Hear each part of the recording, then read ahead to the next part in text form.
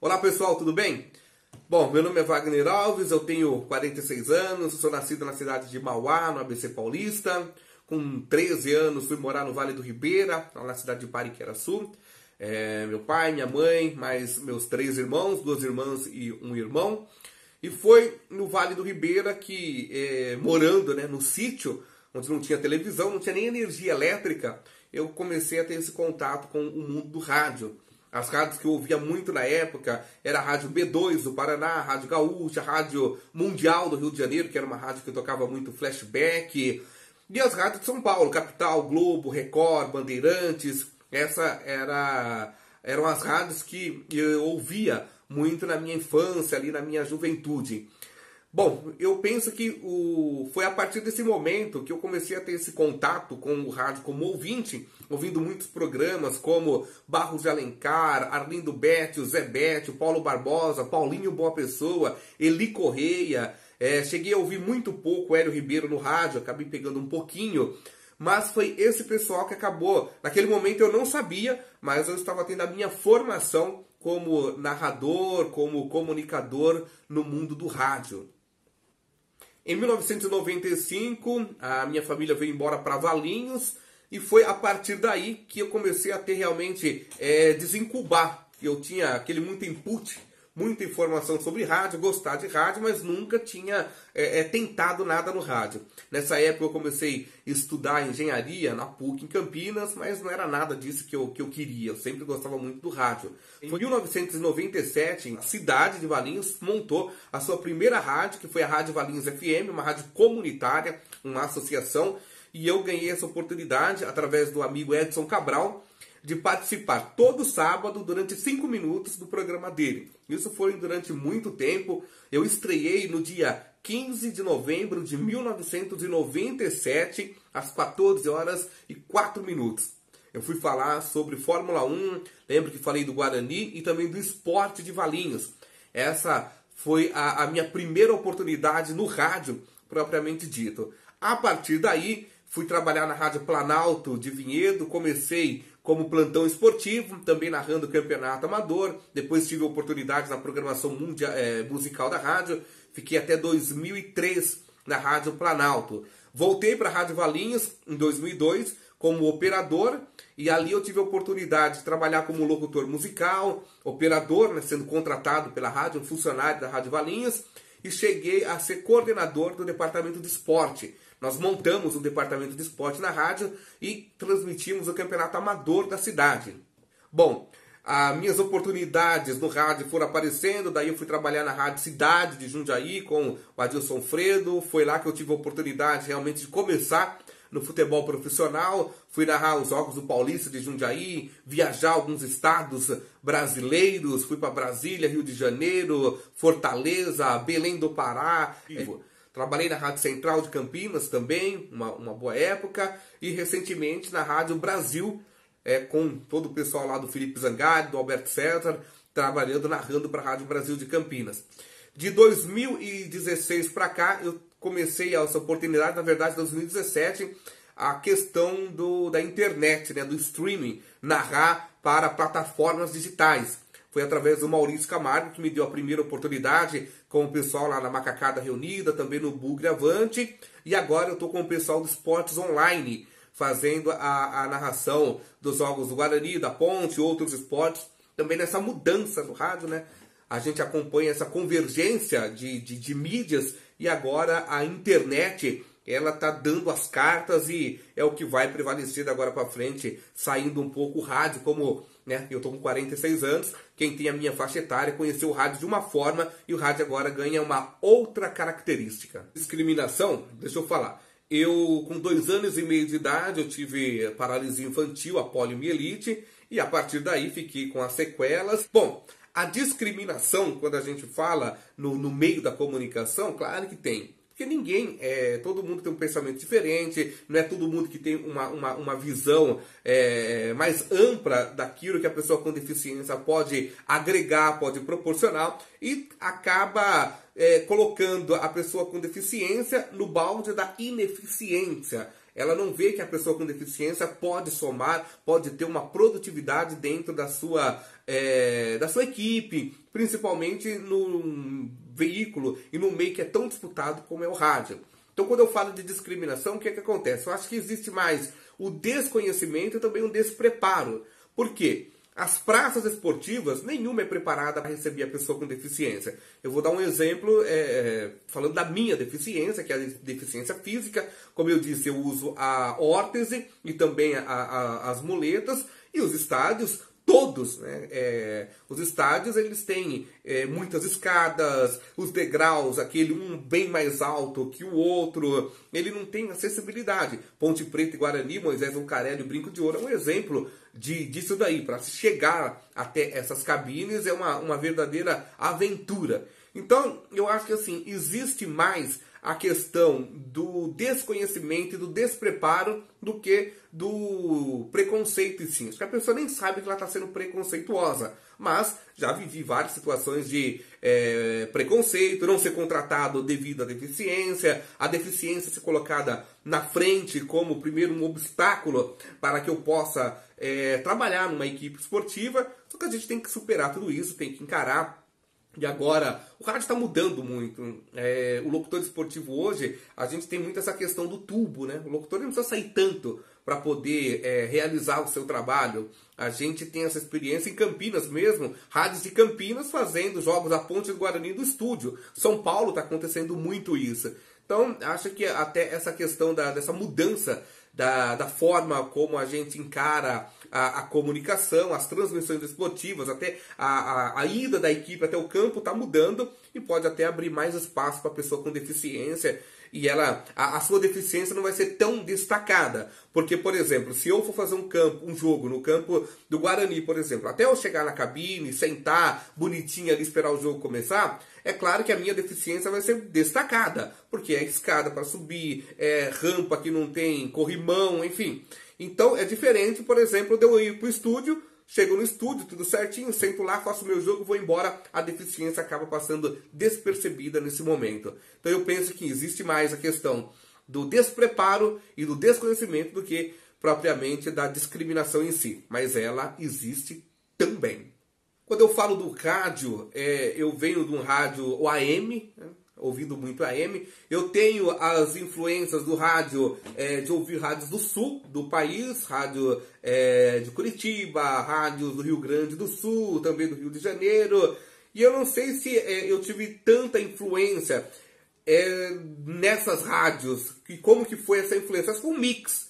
Eu fui ouvindo tudo isso, tem aquela coisa, eu ouvia muito a rádio B2 do Paraná, eu gostava muito do narrador, que era o Lombardi Júnior, e morreu muito precocemente. Outro também, Edgar Felipe, eram os narradores da rádio B2 do Paraná. Ouvia o Rio Grande do Sul, né, a gaúcha, principalmente, com o Pedro Ernesto Denardim.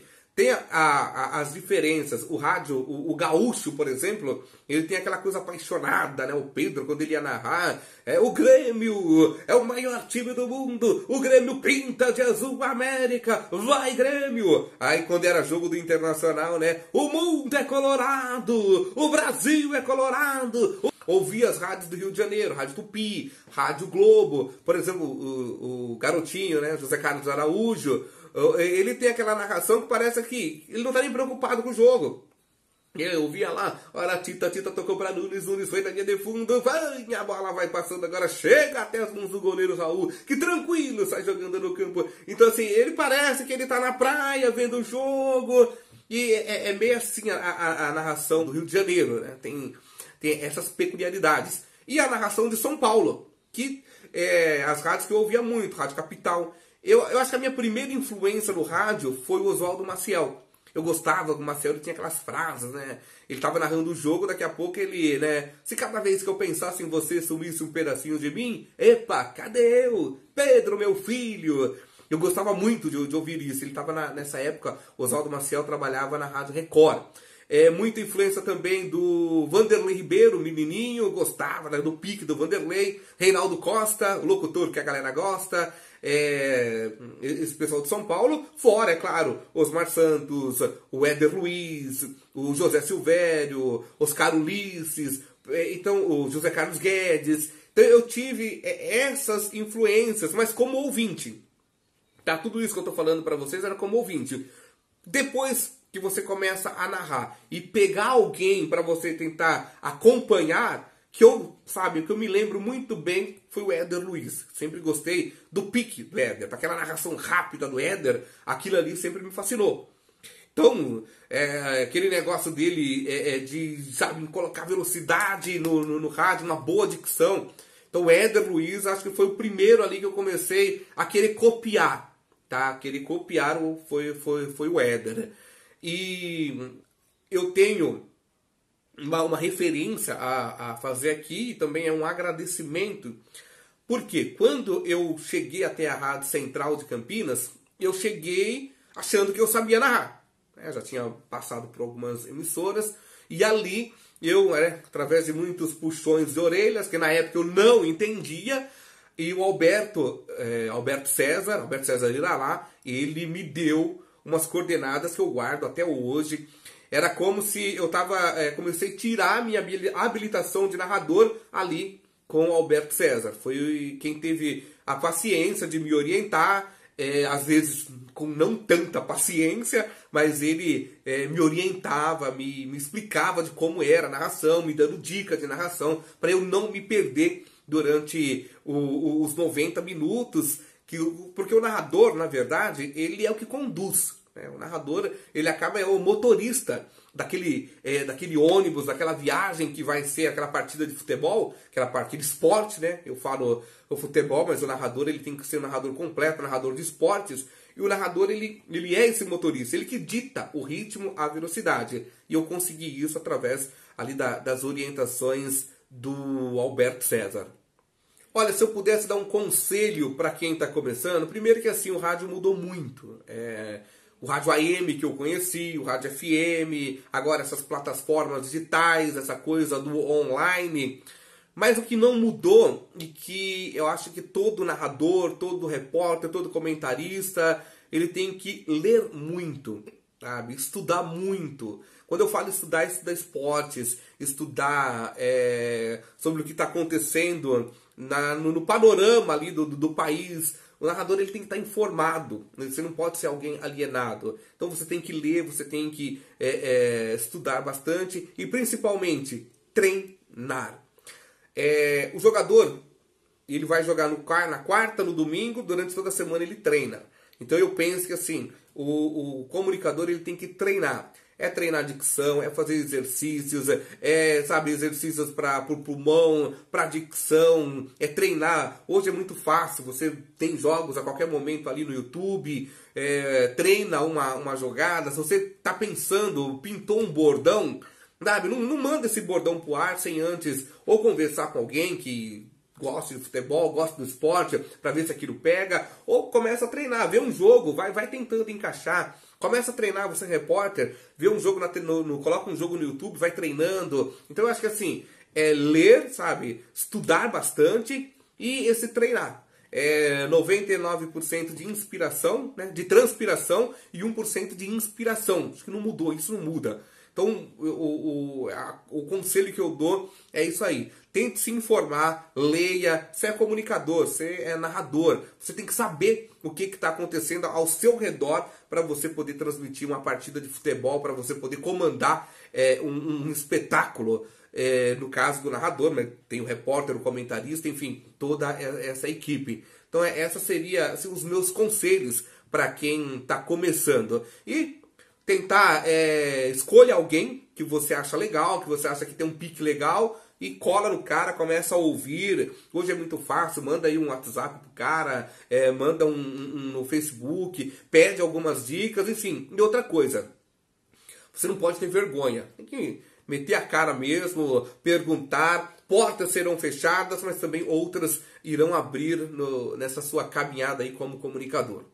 Tenho meus sonhos, sim, muitos já realizados nessa questão da comunicação, da narração. Tive a oportunidade já de narrar uma final de Campeonato Paulista, foi aquela final de 2009, oportunidade de narrar para empresas de televisão, que é uma coisa que eu sempre gostei também, mas achava que não tinha o dom. Hoje já estou pensando diferente, acabo investindo mais meu tempo em treinamento para narração, para o vídeo. Então, assim, se eu for falar para você um pouco de sonho, eu penso em estar atuando numa empresa de comunicação, mas na área do vídeo. Aí não precisa ser propriamente uma televisão, sim um canal no YouTube, que me dê essa oportunidade de estar transmitindo esses jogos, né, por esse canal, e num outro formato, que é diferente daquilo que eu vivi até hoje, que é a narração esportiva no rádio, né, a pauleira do rádio, e aquela coisa mais cadenciada, mais tranquila, que é a narração da TV, do vídeo. Acho não, tenho certeza, o meu sonho hoje, ele passa por aí, tá trabalhando numa plataforma e que me deu a oportunidade de narrar para o vídeo, ou numa TV, ou num canal aí do YouTube, de redes sociais. Pessoal, muito obrigado por essa oportunidade de falar um pouquinho da minha carreira, falar um pouquinho dessa oportunidade que eu tive na vida de fazer aquilo que eu gosto, que é trabalhar com locução esportiva, trabalhar com rádio, trabalhar com comunicação, tá? Grande abraço para vocês!